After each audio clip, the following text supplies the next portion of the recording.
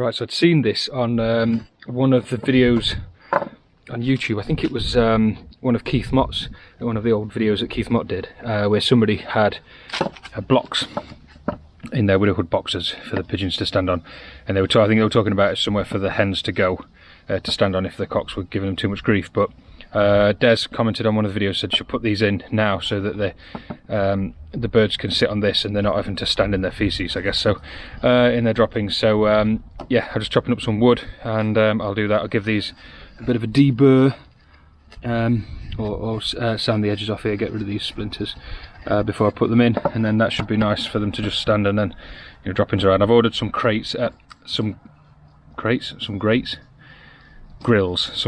floor grills for them as well, so it'll be easier to clean them out.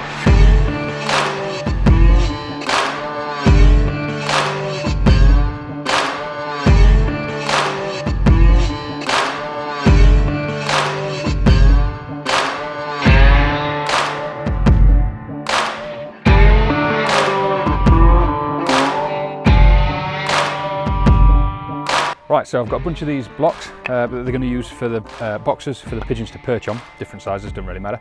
And next job is to make the nest fronts. So I'm going to make one, a couple of ideas with it. I'll make one, see if that works, and then if it does, I've got another 11 of them to make. Look, I've got some presents for you.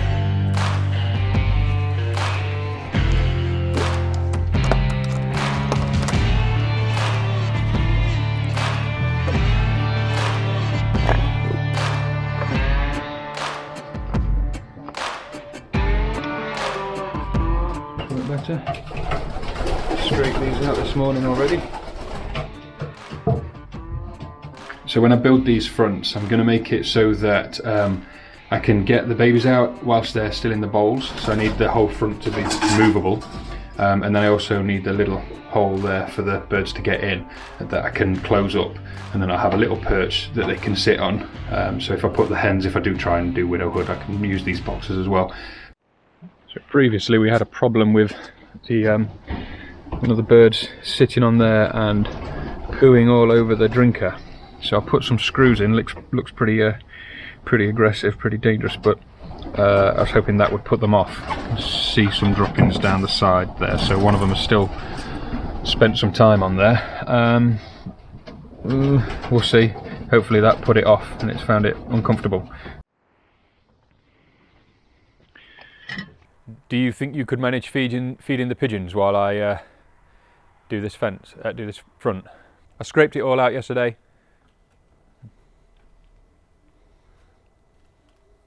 Yeah?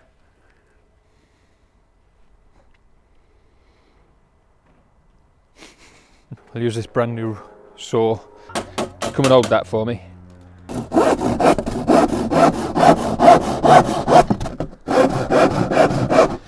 This saw's a bit blunt, isn't it?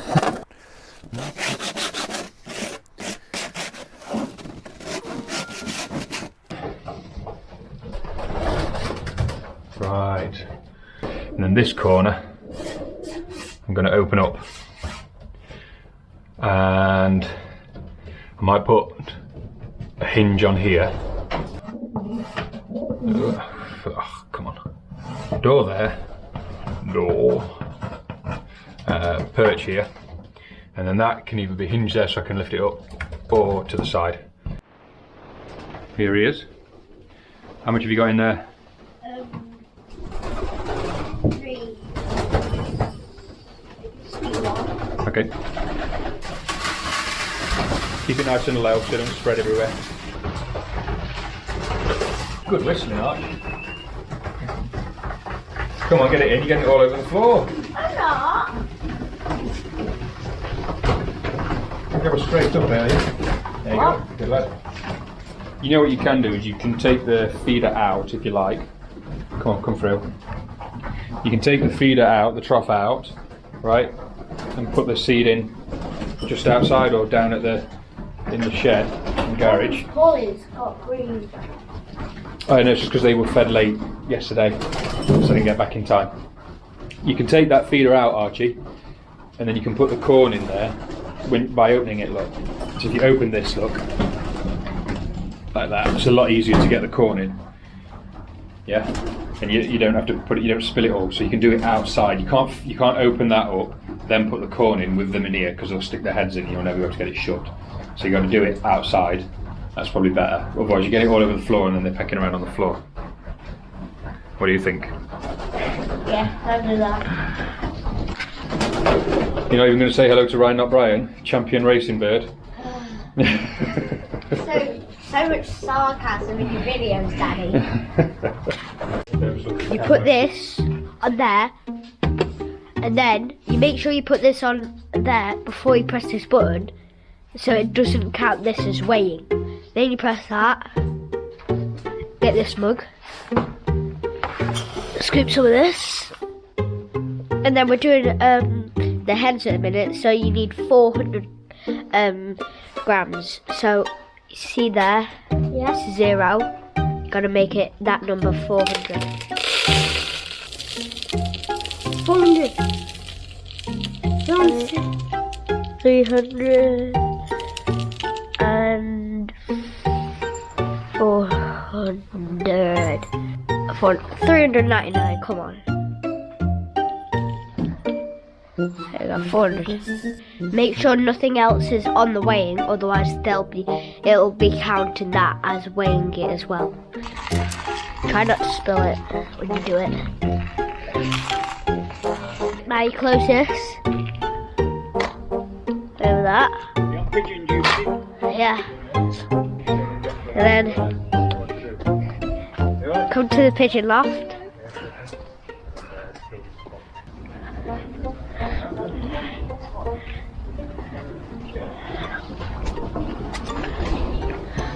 Open the door.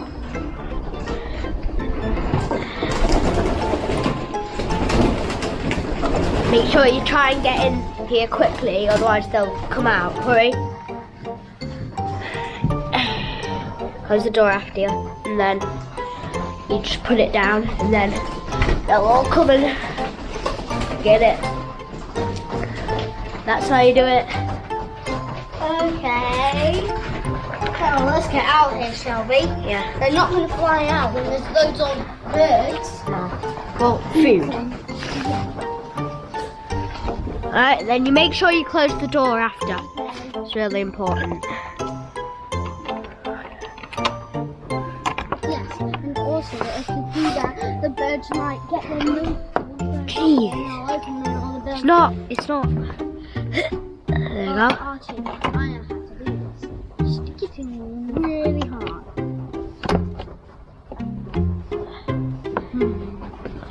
I'll do. Alright. Where's the off button? Bye-bye. Make sure you like and subscribe. Yep.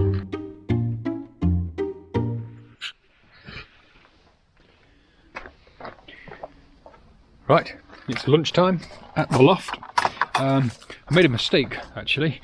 Somebody commented and said that you can actually fly your birds for up to an hour a day, so mine have been locked up unnecessarily, turns out. However, we don't really want to be flying them too much because there's a lot of sparrowhawks about this time of year, so I let them for a quick fly. Let them out for a quick fly yesterday, gave me a chance to do some maintenance, which I will show you now. Just about to feed the birds. So I've done some boxes. I bought some new hinges for them. There the hens. Got a little window so they can take a look out. And then I blocked this up so they can't see each other, the hens and the cocks, because they were fraternising between the gaps. And then I've also built these. So I put these fronts on, which are pretty straightforward really. It's basically little plywood hinges. The shop that I bought them from only had 11 pairs, so the last one I need to find some hinges for that one, and then I've got these little catches there, so I can open these up. I put the blocks in, which I think Des commented on, and they're quite like that, but obviously they're not in there last night, so I can close all these and then put the latch on, and then I've just got some doors which I might put some clear perspex on, and then there's another chap on YouTube that actually uses playing cards so that the birds sort of remember whether they're the ace of spades or 7 of hearts or whatever it is. And so I might do that on the door here, so that I can block that off for them, so they don't need to use it. And I think they've been using them. They were quite interested in it yesterday when I first put them in. Any birds in there now? Currently. So yeah, that's worked. So I've got 12 of those, but I might have 13 cocks. I can't quite get the numbers right, because when I was cleaning them out and when I was doing this yesterday, some of them got through to one another, and I don't know. The hens coo.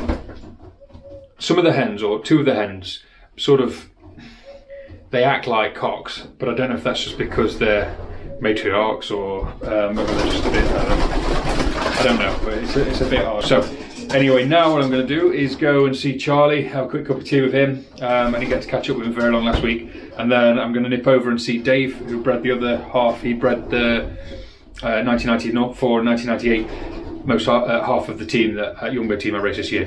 So 1994, I've decided I'm going to name it because it's the first Federation winner I've ever had.